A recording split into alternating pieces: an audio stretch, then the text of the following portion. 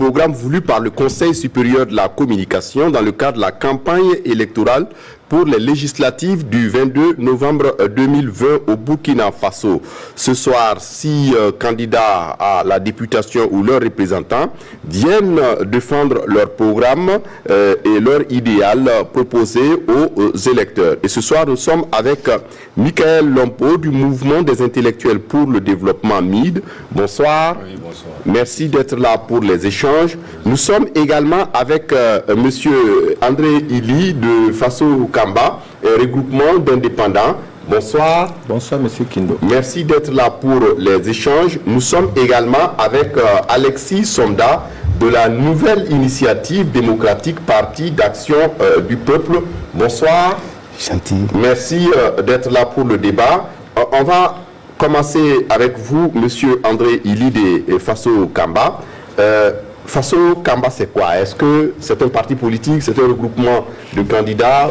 C'est quoi finalement et qu'est-ce que vous poursuivez comme idéal? Ok, bon, Faso Kamba, c'est comme je disais tantôt, c'est un jeune parti, un parti qui n'a même pas 4 mois d'existence, mais qui a plein d'ambition. En fait, pour ces élections, nous sommes venus avec beaucoup de programmes de société, voilà, pour les concitoyens.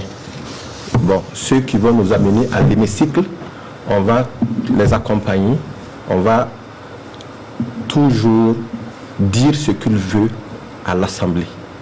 On va défendre leurs préoccupations, bon, pour juste gérer leurs conditions de vie. Donc votre rôle sera de représenter l'électorat ou la population, les citoyens à l'Assemblée nationale. Oui. Michael Lompo, au niveau du mouvement des intellectuels pour le développement, c'est quoi votre idéal? Qu'est-ce que vous poursuivez comme idéal? Ok, merci bien, monsieur Kindo. Il faut dire que le mouvement des intellectuels pour le développement a été créé en 2015. C'est un parti politique. Et j'aimerais revenir un peu sur intellectuel. Intellectuel, on nous a toujours fait comprendre que l'intellectuel, c'est celui qui a emmagasiné des dossiers, des diplômes à l'université. Mais ici, notre intellectuel, c'est celui qui peut celui qui peut être utile à sa communauté. Et on aime prendre l'exemple sur le vieux Sawadro, qui a eu le prix alternatif récemment. Chez nous, nous le prenons comme un intellectuel.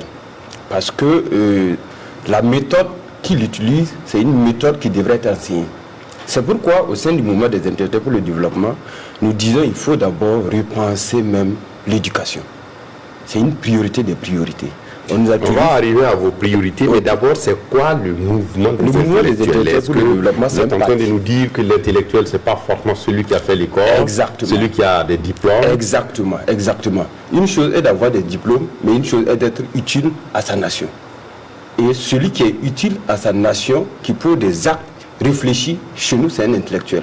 Le mouvement des intellectuels pour le développement est un parti politique qui regroupe rien que la jeunesse burkinabé et les femmes. C'est vrai, nous avons les personnes de 3e âge qui sont des conseillers au sein du mouvement des intellectuels pour le développement. Donc c'est un parti politique qui a été créé en 2015.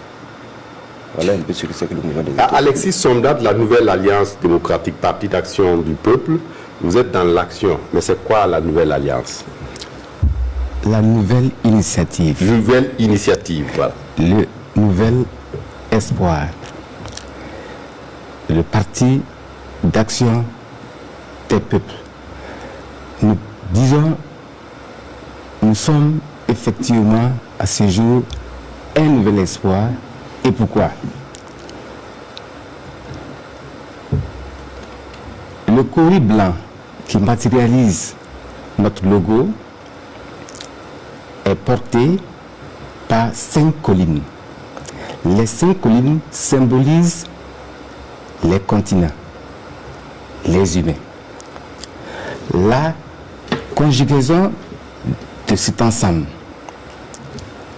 donne le courrier blanc qui symbolise la paix, la pureté du cœur, la prospérité partagée. Notre credo, c'est par tous et pour tous la prospérité partagée. la prospérité partagée. Et pour ces élections législatives, vous avez des candidats qui vont compétir avec d'autres candidats.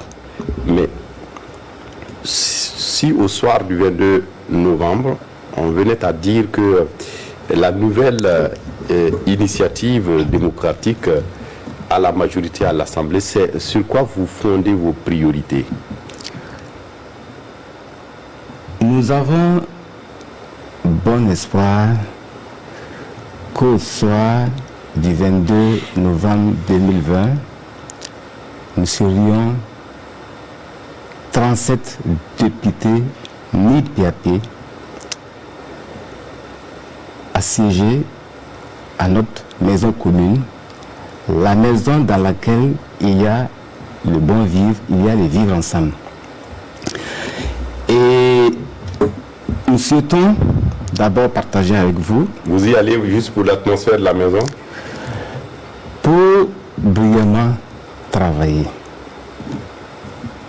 pour livrer nos bonnes capacités, pour bâtir notre nation. C'est la raison pour laquelle nous nous donnons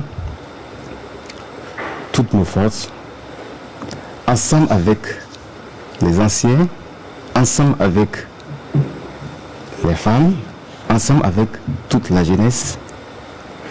Tout le monde ici est pris en compte. Et c'est pourquoi tout a été symbolisé par les 5 continents, qui est comme la main qui a 5 doigts. Les 5 doigts, vous savez ce que c'est que employer votre main qui a 5 doigts. Donc c'est ensemble nous allons construire, c'est ensemble nous allons agir pour notre développement, qui est un développement partagé. Et donc vous prônez le développement partagé. Certainement qu'on aura le temps de revenir en détail là-dessus. Oui, André Ili à Faso Kamba, vos priorités, c'est quoi? C'est sur quoi vous mettez le doigt pour dire qu'il faut changer là et là? Bon, notre priorité première, c'est la promotion de l'éducation, la promotion de la santé. On va mettre l'accent sur l'éducation, c'est la base. Bon, à l'Assemblée, si au soir du 22, les députés de Faso Kamba seront là pour défendre l'éducation. C'est pour juste dire, on va voter un budget, essayer d'améliorer la vie des anciens pour qu'on puisse... Quand vous dites on va voter un budget, c'est où vous aurez l'argent?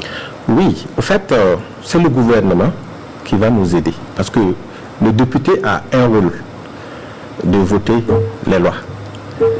Et consentir l'impôt. Et consentir l'impôt. Et de contrôler le gouvernement, l'action du gouvernement. Maintenant, le député est tellement important qu'aujourd'hui, au Faso, beaucoup d'entre nous ne connaissent pas le vrai rôle du député. Parce que, bon, dans mes recherches personnelles, le député peut même siéger au Conseil constitutionnel. Mais ici, on ne le voit pas. Bon, quand je dis éducation, c'est la base. Je prends l'exemple du Rwanda.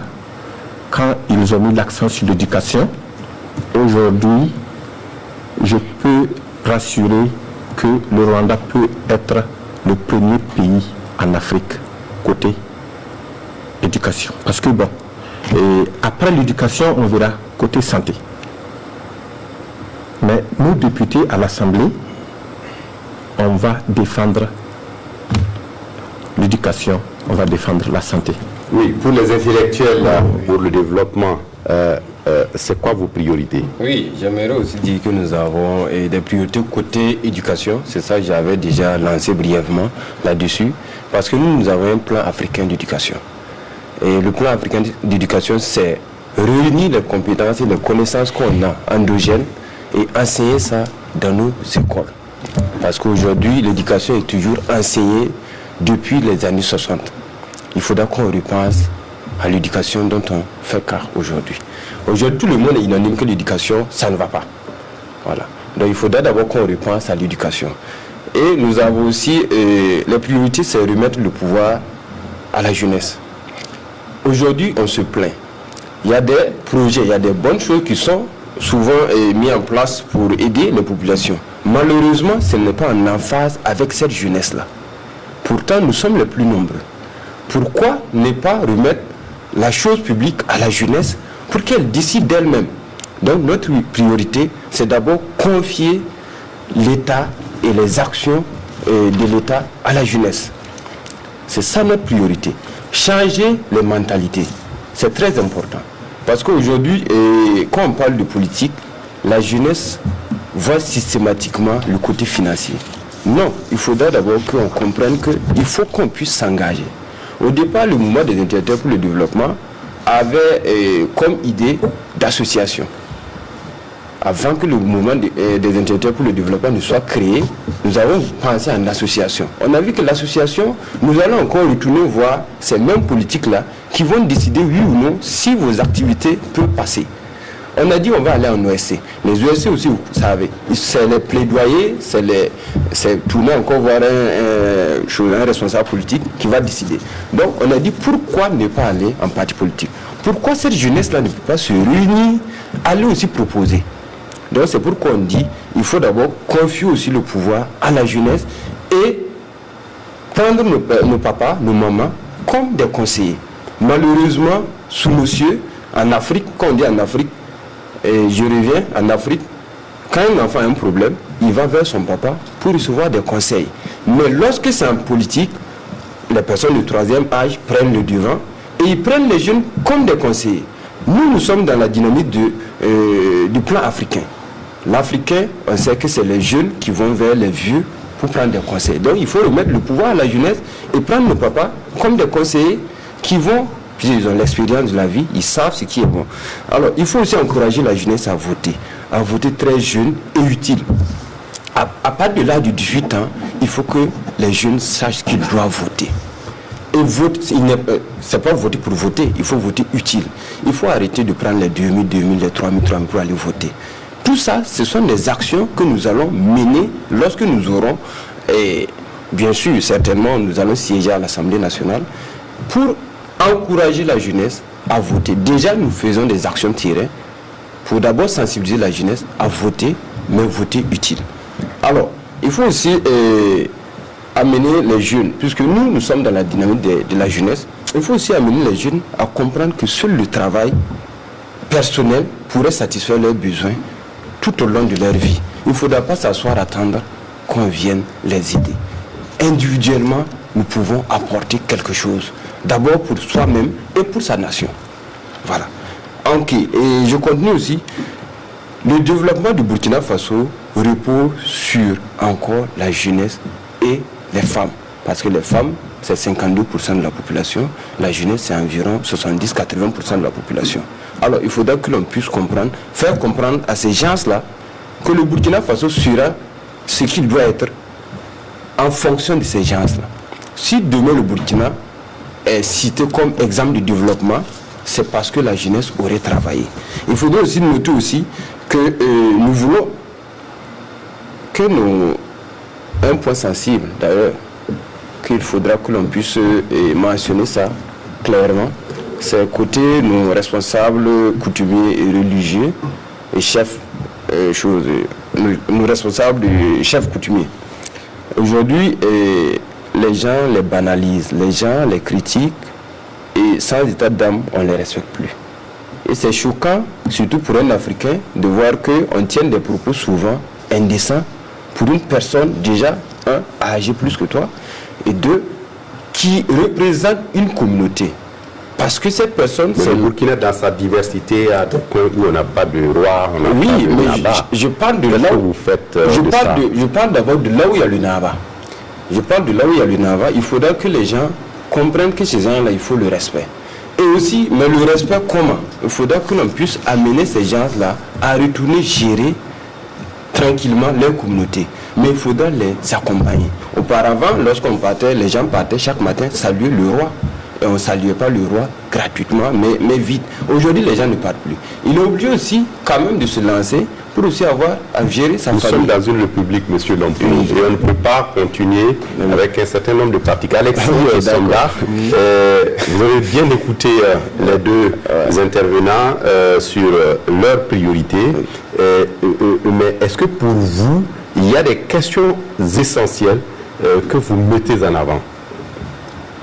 Vous le faites bien de dire, est-ce que nous avions des questions? Oui, nous avons de très bonnes questions, des questions de très bonne volonté.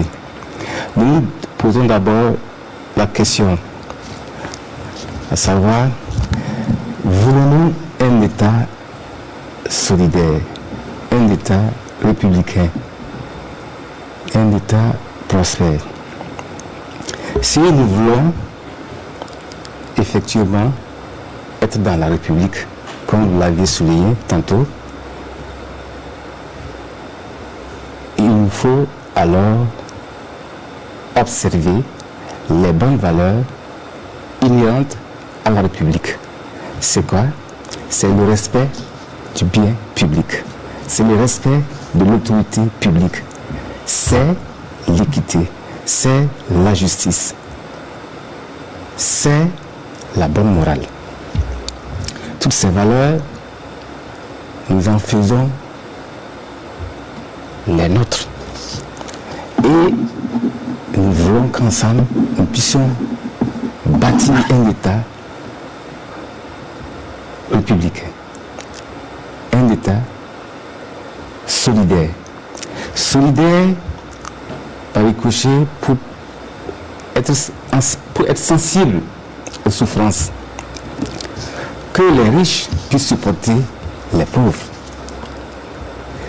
Prospérité, un État prospère pour parler du développement que nous devrions avoir avec les autres peuples. Il faut que nous puissions collaborer, il faut que nous puissions coopérer, et dans le bon sens en soi. Deuxième question, de très bonne volonté, voulons-nous un État d'éducation, un État de promotion, un État d'encadrement et d'emploi de la jeunesse? Si nous voulons nous donner les moyens, parce que la jeunesse, on le sait, c'est le fer de lance. Il nous faut placer tout notre choix dans l'éducation, dans la promotion et dans l'emploi de la jeunesse. Troisième et dernière question que nous nous posons, voulons-nous un État de sécurité, un État de sûreté, et le tout en matière humaine et en matière des terres, en matière de sécurisation des terres ou en matière foncière. Donc vous allez mettre l'accent un peu sur ces questions foncières, ces questions de l'éducation, mais ces questions d'employabilité des jeunes. Étant entendu qu'à l'Assemblée nationale, les députés votent des lois concernant l'impôt et contrôlent l'action du gouvernement. André Ili, au niveau des Faso Kamba, comment vous comptez parvenir à vos priorités que vous avez énumérées? Tantôt vous avez parlé de l'éducation, vous avez aussi parlé de la santé et peut-être d'autres domaines dans lesquels vous allez y mettre l'accent. Mais comment vous comptez y parvenir? Bon, je ne sais pas, c'est juste les moyens, vous demandez comment nous arriverons à y parvenir. Non seulement il y a la stratégie, okay, mais il y a aussi peut-être les moyens. Bon. Aujourd'hui, beaucoup d'entre nous ne connaissent pas exactement le rôle du député. Parce que tout de suite, vous venez de dire consentir l'impôt, voter les lois et contrôler l'action du gouvernement. Nous sommes d'accord. Même à l'école, c'est ce que ils nous ont appris. Mais il y a encore d'autres aspects. Parce que le rôle du député, c'est un élu d'une circonscription. Et qu'est-ce qu'il doit faire?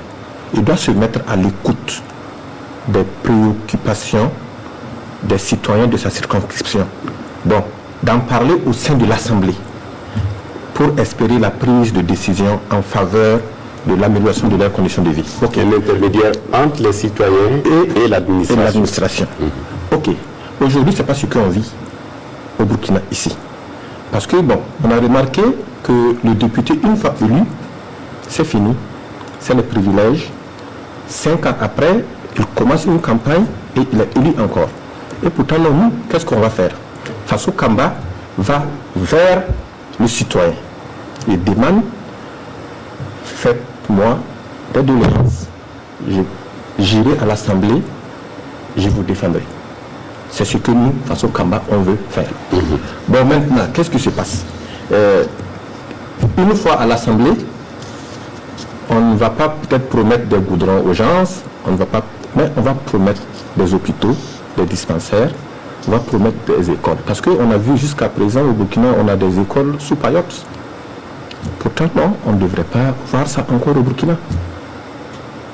Donc, bon, moi, dans notre contrée, parce que Faso Kamba compétit seulement dans le Oué, seulement dans la province du Oué. On va y arriver. Ok. Oui. Donc, mais est-ce que vous ne faites pas de la démagogie quand vous dites que vous allez promettre des hôpitaux ou des écoles? Étant entendu, vous l'avez bien dit, que l'action du gouvernement est imprimée par un gouvernement et vous n'avez pas de candidat à la présidentielle. C'est votre président qui, avec l'exécutif, arrive à pouvoir imprimer cette marche. Le rôle du gouvernement, en fait, le rôle du député, c'est bien plus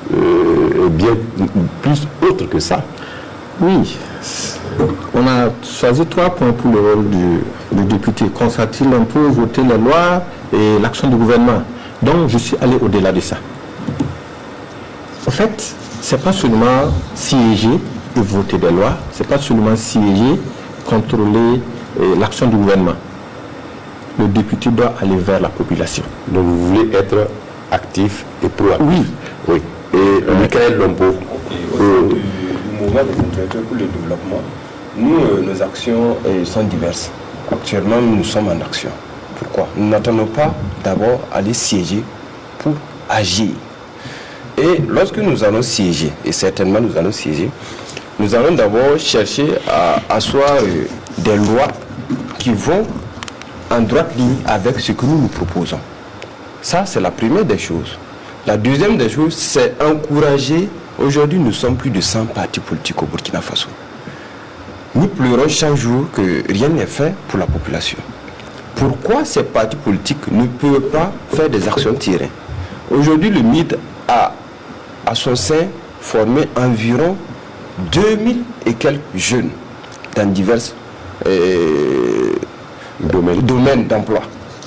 Pourquoi ne pas exiger, pourquoi ne pas poser des lois fortes qui demandent à ces partis politiques-là que dans les 5 ans à venir, ils doivent faire sortir des rapports qui montrent qu'ils ont pu contribuer directement ou indirectement à l'employabilité de la jeunesse. Pourquoi on ne le fait pas? On ne peut pas créer un parti politique, attendre les élections pour aller compétir, dire que nous allons faire ci, nous allons faire ça. Il faudra même durant les 5 ans, depuis le jour que tu es élu ou depuis le jour que ton parti existe jusqu'au jour des élections, pouvoir quand même présenter un rapport qui montre que déjà tu n'es pas créé seulement juste pour aller aux élections et avoir des représentants, mais c'est pour aussi apporter un plus à une communauté, au Burkina Faso. Donc nous sommes dans la dynamique des formations et aussi nous voulons aussi proposer aussi des lois fortes aussi qui vont aussi comme asseoir aussi un État républicain, un État de développement. Voilà un peu ce que le MID, le mouvement des intellectuels pour le développement, s'articule pour pouvoir proposer lorsque nous serons à l'Assemblée nationale au soir du 22 novembre. D'accord.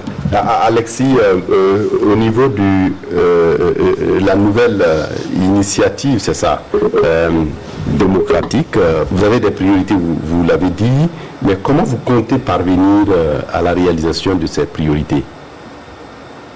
Nous travaillons et nous travaillons toujours. Nous sommes constamment en travail. Pour vous dire que nous allons constituer une bonne force de proposition parce que nous avons les compétences en notre sein.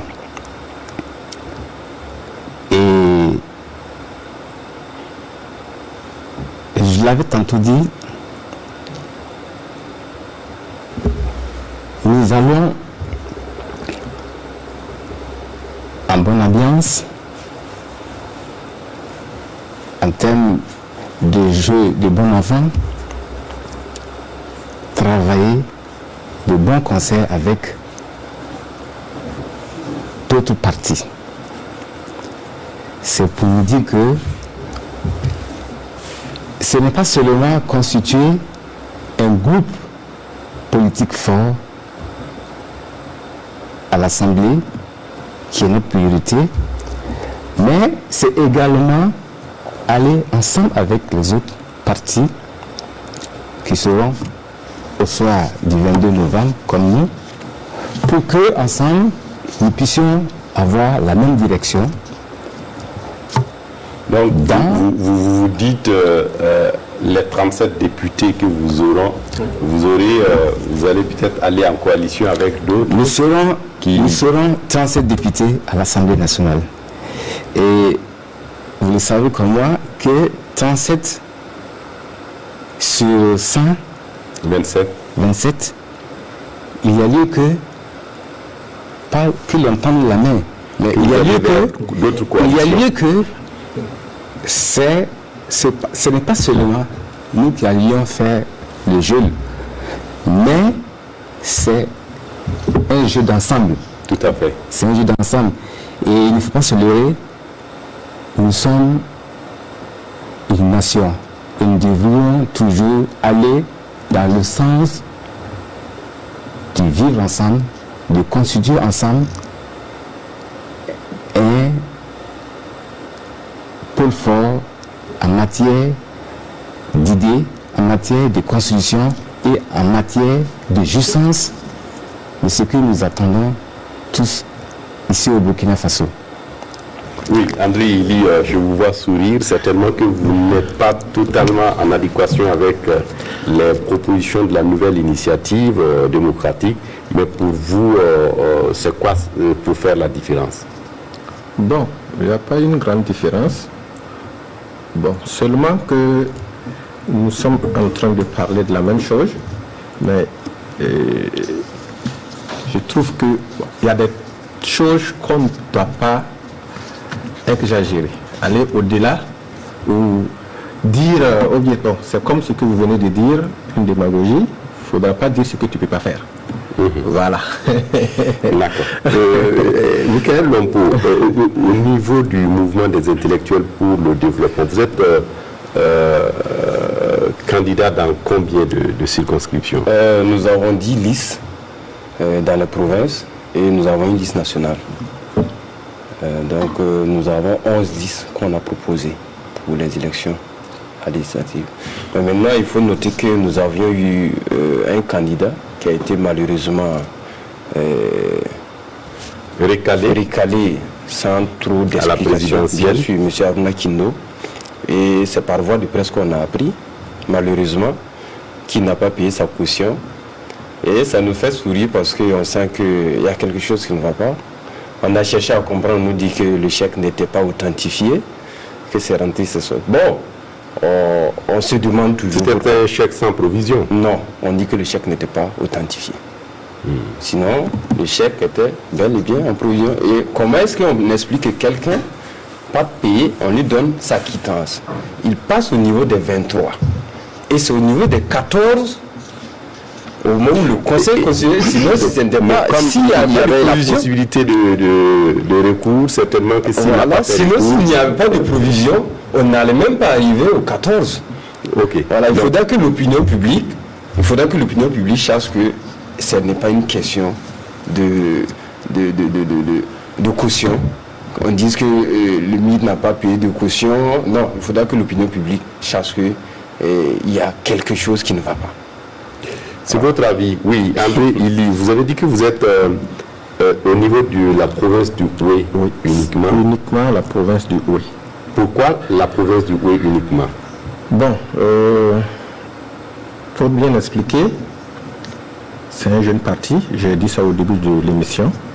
Nous avons seulement que 4 mois d'existence. Et le président du parti, c'est M. Ferdinand Nyampa. Il était aux États-Unis. Bon, je pense que c'est un vrai patriote. Il a laissé tomber tous les privilèges qu'il avait pour venir aider la population du Houé. Parce que tout simplement, quand on parle du Houé, on parle de Bobo. C'est la deuxième capitale du Burkina. Bon, je suis natif même de la ville, mais honnêtement, M. Kindo, Bobo est délaissé. Le Houé a 6 députés chaque législature à l'Assemblée. Je n'ai pas vu jusqu'à présent un député élu qui est venu vers la population demander qu'est-ce qui se passe, qu'est-ce qui ne va pas. Bon, c'est ce que je disais tantôt, les privilèges. Les privilèges, les privilèges. Nous, on veut mettre fin à ça. On va d'abord développer Bobo. Les femmes sont au chômage, elles ne travaillent pas. Vous avez fait une enquête pour savoir ça ou bien c'est juste de façon empirique je viens de que vous déclarez qu'un député ou qu'un représentant, un élu national est réparti vers la Je population? viens de dire, je suis natif de Bobo, Oui. donc je n'ai pas besoin de faire une enquête. Donc, Mais c'est grave ce que vous dites.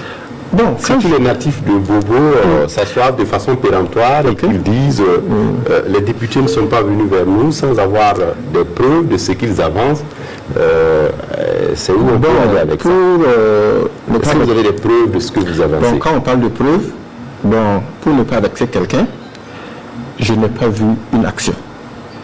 Je n'ai pas vu une action parce que depuis 2000, nous sommes en 2020, je pense que c'est 20 ans, bon, il n'y a pas eu trop de changements. On centralise tout à Ouagadougou, on essaie de gérer une partie du Burkina, mais Bobo, capitale économique, deuxième ville, rien. Bon, nous sommes venus pour soulager un peu la population bobolaise. D'abord, cette année, cette province, peut-être en 2025, on ira ailleurs. Voilà. Bon, on va développer d'abord chez nous, avant de voir ailleurs. Oui, Alexis Sonda, au niveau de la représentativité de la nouvelle initiative démocratique, vos 37 députés, vous allez les avoir où? Est-ce que vous avez tout le territoire en maillage ou bien vous avez des zones et des circonscriptions précises? Nous avons tout le territoire en maillage, mais nous ne prenons pas effectivement dans 3 régions. Le centre, les hauts bassins et le sud-ouest. Nous avons au total 74 candidats en 10. D'accord, donc 3 régions, puis 74 candidats en liste. D'accord. Et André Ili, chez vous, le travail est un peu simple puisque vous êtes que dans une seule province. Oui. Et vos stratégies sur le terrain, comment ça va se passer? Bon, on a déjà commencé les travaux. On a fait des pré-campagnes. Et actuellement, à l'ouverture de la campagne, on a essayé de nommer des délégués dans les départements. Et ces délégués, à chaque moment, on essaie de les joindre. Ils font des réunions et nous, qui sommes à Bobo, on va vers eux, on les écoute, mais on ne les promet pas grand chose. On leur dit tout simplement, au soir du 22 novembre, si nous sommes élus, vous n'allez pas regretter votre choix. Donc vous ne faites pas des meetings de masse, des regroupements les meetings, de population, c'est vraiment une campagne de proximité. De proximité, porte à porte. Mais les meetings sont coûteux. Et on n'a même pas eu une aide du gouvernement. Donc c'est notre propre fonds. Mais bon, c'est une initiative patriote. on ne veut pas l'aide de quelqu'un. Mais déjà, à l'Assemblée, nos militants ne vont pas regretter leur choix. D'accord. Monsieur Lompo. Exactement. Ok, et le mythe, comme stratégie, d'abord, c'est la proximité dont vous avez fait cas. Et d'abord, expliquer clairement ce que c'est que le mythe à la population, pour que la population puisse adhérer. Ça, c'est la première des choses. Et nous avons aussi, puisque étant presque sur tout le territoire national, nos 11-10, c'est un peu réparti sur presque tout le territoire national. Nous avons responsabilisé les uns et les autres du bureau national qui doivent faire un travail terrain et suivre ce qui se passe dans les provinces. Et bon, les meetings, c'est bien, mais vous allez constater que c'est les mêmes personnes. Lorsque vous faites votre meeting aujourd'hui et qu'un autre parti vient, c'est les mêmes personnes qu'on retrouve. Qu'est-ce qu'on fait? Nous nous basons plus sur nos militants. Oui, puisque c'est l'occasion des propositions d'offres. Oui. Donc il vient écouter l'offre. Bien sûr, oui, c'est très bien, mais c'est pourquoi il dit nous faisions aussi la campagne de proximité, pour aussi aller les expliquer. Mais nous avons aussi un travail de fond que nous menons, que nous évitons de dévoiler, parce que nous sommes en politique, donc c'est mieux toujours de garder certaines stratégies pour vous seuls. Mais il y a les meetings dont vous parlez, qu'on va... Vous avez des stratégies souterraines? Voilà, bien sûr, certainement, tout parti a des stratégies qu'il se réserve de publier. Mais maintenant, nous allons, comme vous le dites, les meetings, nous allons les faire. Nous allons faire les porte-à-porte pour expliquer encore ce que c'est que le mythe et pourquoi s'engager avec le mythe. Voilà, il y a tout ça que nous allons mener. Mais au-delà de ça, nous avons aussi d'autres actions aussi que nous menons aussi. Oui, et par rapport à la question de l'insécurité, on sait que une partie du territoire est menacée par l'insécurité. Exactement. Et vous avez 11 listes, c'est bien ça? Exactement. Et qu'est-ce que vous dites à vos candidats, ou comment vous faites sur le terrain par rapport à cette question d'insécurité? Non, l'insécurité, vous savez, c'est un problème très sérieux au Burkina Faso. Et je crois que il faut même d'abord expliquer pourquoi l'insécurité, pourquoi on est arrivé à là. Nous, au sein du mouvement des intérêts, c'est l'ensemble des frustrations, ça fait partie, l'ensemble des frustrations dont les gens ont vécu, qui peut expliquer aussi, une part, l'insécurité. C'est pourquoi, au moment de la constitution de nos listes, nous avons laissé nos bases nous ramener les personnes dont ils souhaitent les présenter. Nous voyons dans d'autres parties, on les impose. C'est souvent ce genre de problème qui amène que lorsque ces gens aussi arrivent à l'Assemblée... Vous voulez dire que vous êtes passé par des primaires? Bien sûr, bien sûr. On laisse, nous, au bureau national, nous avons réceptionné les listes qui viennent des provinces, des régions. Nous ne sommes pas immiscés dans leurs listes. Parce que ça pose problème lorsque un bureau national, un bureau politique national, s'ingère. Cette personne qui sera élue n'a pas connaissance de la région. Et il ne peut pas mener grande chose pour la région. C'est pourquoi on a pensé aussi au côté insécurité pour prendre les fils de la région, pour qu'ils prennent les devants, ils savent les réalités. Et lorsqu'ils seront à l'Assemblée, nous ne sommes même pas dans le dynamisme de l'Assemblée seulement, il y a les élections, il y a les municipalités qui arrivent. Ces gens-là encore seront des élus locaux qui résident dans leur territoire. Là, ils pourront mener des actions concrètes qui vont aider, qui vont impacter côté insécurité, qui va nous accompagner à pouvoir juguler ce problème dont nous faisons cas. Oui, Alexis Sonda. Pour ma part, nous sommes une marche vers la politique du possible. Pour cela, nous marchons beaucoup. Nous marchons beaucoup.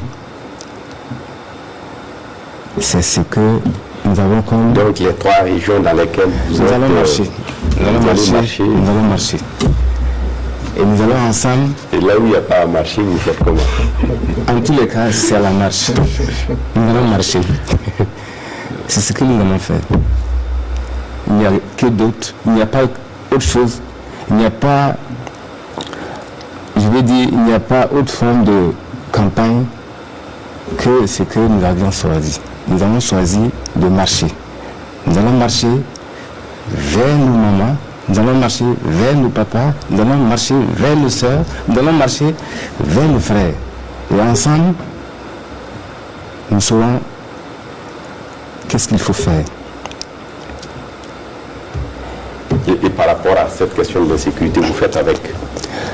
Oui, vous faites bien d'en parler. C'est un contexte pour lequel nous disons que il y a lieu que nous sachions, comme un bon enfant, suivre à la lettre les recommandations ou encore ce que notre gouvernement nous donne comme directive. D'accord. André Ily, on l'a vu également, la province d'Oué, dans laquelle vous êtes, la question de l'insécurité est prégnante sur presque tout le territoire. Le Oué, c'est pratiquement une zone verte, pas orange ni rouge, parce que j'ai suivi tout récemment une réunion avec le chef d'état-major qui a essayé de nous signifier les zones rouges, oranges et les zones vertes. Mais bon, le Oué est dans cette zone verte. Donc nous, on ne s'inquiète pas trop. Mais les autres zones sont toujours au Burkina. On compatit à la douleur de tout un chacun. Et on espère, bon, avec l'assurance qu'ils nous ont donnée, bon, on a eu des listes de commandants de zone qui on pourra joindre si nous sommes appelés à rentrer en profondeur. Par exemple, je dis, bon, ceux qui Faramana, ça fait partie du Faramana, ça fait partie du oui, mais c'est pas trop flagrant. Mais bon, avec les directives que eux nous ont données, une fois, bon, si nous sommes appelés à partir vers Faramana, vers Fou, on doit d'abord appeler 72 heures avant. Bon, c'est à eux maintenant de nous diriger. Donc je pense que... Donc des dispositions sont prises. Les dispositions sont prises. Bon, on a des militaires qui peuvent nous accompagner. On a peut-être des appuis aériens, ce qu'ils ont dit, s'il y a des soucis. Donc, avec tous ces moyens que le gouvernement octroie pour les partis politiques, je pense qu'on pourra faire les élections sans accroche, sans souci. D'accord, en 2 minutes, chacun va dire un message essentiel pour la conquête de l'électorat avant qu'on ne mette un terme à cette émission. On commence avec vous, Alexis Sonda, de la nouvelle initiative démocratique Parti d'action du peuple. Vous avez des peuples, voilà. À l'endroit de tous les appelés à ces élections législatives du 22 novembre 2020, nous nous sommes posés 3 questions et pour lesquelles nous voulons qu'ensemble nous disons oui, que nous voulons un État républicain, nous voulons un État de promotion et d'emploi de la jeunesse et nous voulons également un État de sécurité et de sûreté en matière humaine et en matière foncière. Nous soulignons également qu'il nous faut encore donner bonne caution au candidat du MPP, du mouvement du peuple pour le progrès, MPP, son excellence Roch-Marc Christian Kaboré. Nous voulons qu'au soir du 22 novembre, que Roch soit élu au premier tour, le coup KO. Et nous allons ensemble lui assurer cette victoire. Et ce serait massivement avec l'élection des députés NID-PAP dans les régions du centre, dans le Haut-Bassin et dans le sud-ouest, mais également sur la liste nationale. Voilà mon message très fort pour lequel je vous invite vous aussi à nous donner les fautes parce que nous attendons beaucoup de votre part. Je vous invite aussi, vous aussi, chers journalistes, soyez attentifs, soyez bons répondants à notre appel. Vous voulez faire la campagne, les journalistes à une neutralité, je suis désolé de vous le dire, mais bon, le vote est secret, il est universel. Il est citoyen, mais en tous les cas, vous allez voter. Et nous voulons que vous ne le partagez pas, mais que, en tout cas, vous ayez un bon penchant pour nous, pour les députés NID-PAP.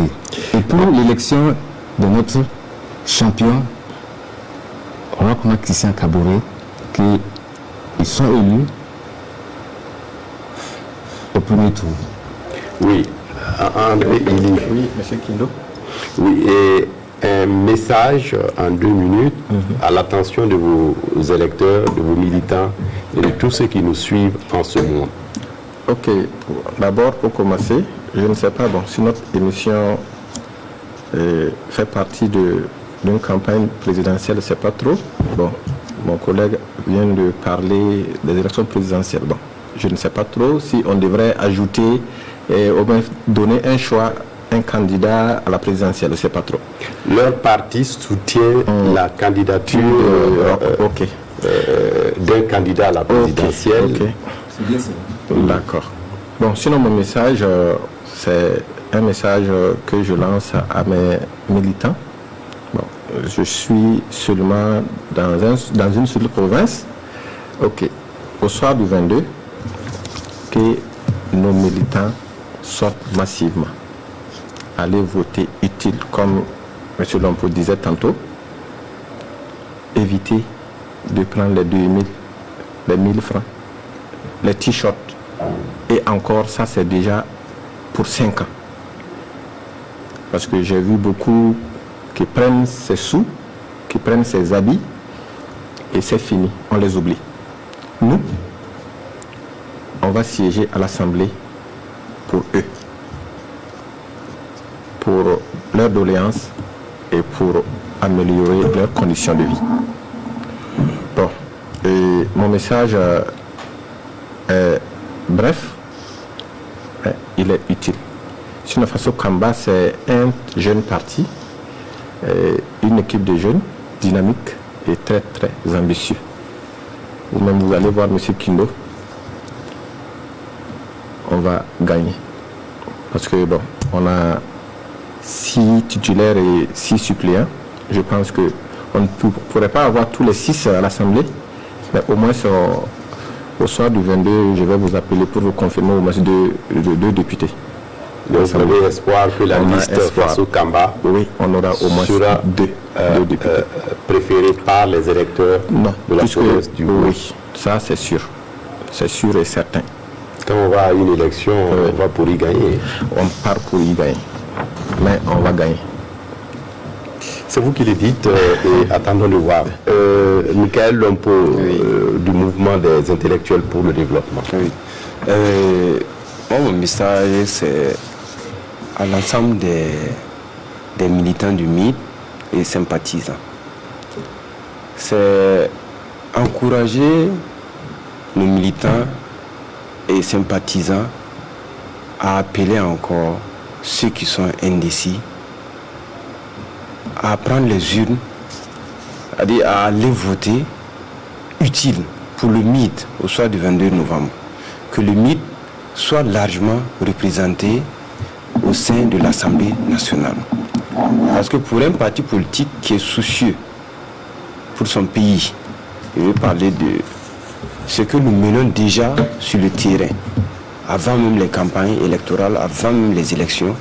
Je crois que le MID, c'est le parti le plus sérieux, le parti qui pense à ses populations, le parti qui a pu, en 5 ans, former plus de 2000 jeunes avant même d'être élu. Donc je crois que ça ne serait pas un mauvais choix de donner sa voix Lorsque vous dites que vous avez formé 2000 jeunes, oui. C'est dans quoi et comment vous... C'est dans les métiers où ils peuvent directement, ils peuvent pouvoir avoir quelque chose. Il y a l'aviculture, il y a la saponification que les femmes ont reçue, il y a les techniques de recherche d'emploi. Nous laissons nos populations de nous revenir avec la formation dont eux ils souhaitent. On ne les impose pas une formation parce que chaque population a ses priorités.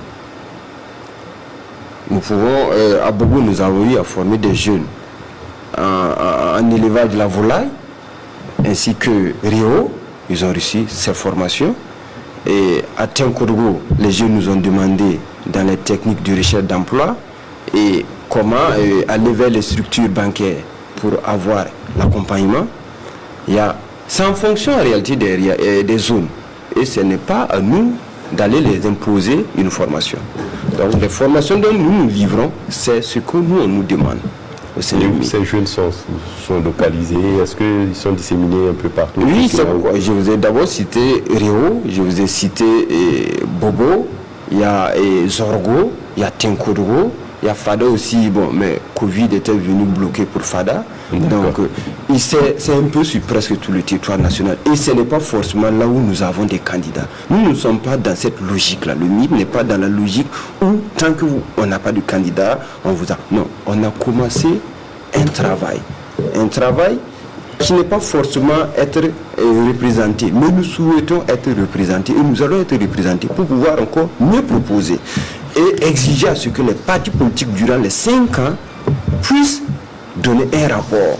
Qu'est-ce qu'ils ont pu faire pour les populations? Il faudra que l'on puisse amener, soit tu fais quelque chose pour ta population, soit tu n'existes plus. C'est ce que nous on va demander lorsque nous serons à l'Assemblée nationale. Nous appelons la population à voter massivement le MID, le mouvement des intellectuels pour le développement, pour le salut du peuple. Parce que nous crions tous pour le salut du peuple. Voilà. Oui, Alexis, vous avez souhaité dire quelque chose? Oui, je veux encore appeler massivement nos mères, nos pères, nos sœurs et frères. Le courrier blanc, c'est le seul choix, c'est l'unique choix qu'il faut absolument. C'est-à-dire avoir à faire le jour du 22 novembre. C'est le seul parti au courrier blanc. Et j'ai dit, c'est le seul choix qu'il faut faire au soir du 22 novembre 2020. En plus, il faut à tout prix choisir le candidat du MPP à la présidentielle, qui est son Excellence Roch Marc Christian Kaboré.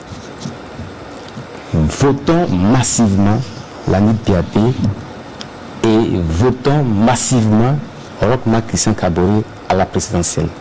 Merci à tous les trois d'être venus. Michael Lompo est du mouvement des intellectuels pour le développement MID. Ili André de Faso Kamba, c'est un regroupement d'indépendants. Merci d'être venu. Et également Alexis Somda de la nouvelle initiative démocratique Parti d'action des peuples également était avec nous. étaient absents à ce débat, l'ODDN, le MDA et l'ASP qui étaient invités mais qui ne sont pas venus à ce débat. Voilà, donc c'est tout pour ce débat. Merci pour votre attention et à la prochaine pour d'autres sujets. Au revoir et à bientôt.